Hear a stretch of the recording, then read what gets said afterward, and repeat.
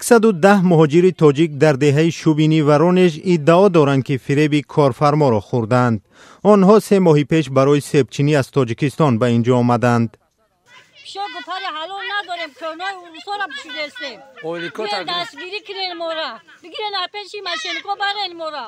چی کم بودی دوری خواه؟ همه کم بودی را داریم.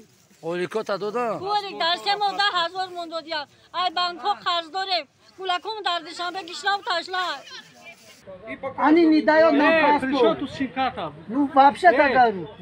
روزی 13 اکتبر مهاجران تاجیک در نزد اداره پلیس ناحیه استراگورسک دادخواهی کردند. آنها میگویند سندهایشان را کارفرما کشیده گرفته است و سفر کردن نمیتوانند.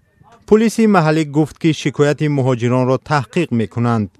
در سفارت تاجیکستان در این باره به رادیو آزادی پاسخ ندادند. کارفرمایان نیز زنگ‌های ما را به پاسخ گذاشتند. مهاجران میگویند شرایطشان خیلی سخت است.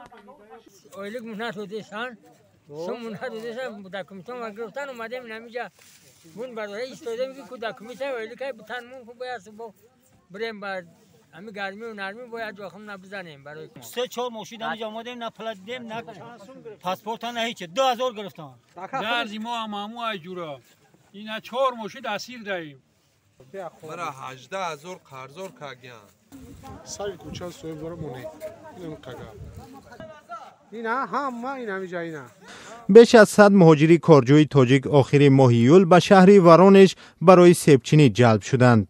کاری که به گفته مهاجران آنها را سرگردان کرد و از آن هیچ فایده ندیدند. 4 ماه رفته سه اویلیک فقط کپی کرد 5000 6000 دم خیلی دو دیسه بگیرن یگان چورا ببینن مقصد در روسیه حدود 1 میلیون مهاجر تاجیک است که بسیاری ها از نقض حقوقشان شکایت میکنند.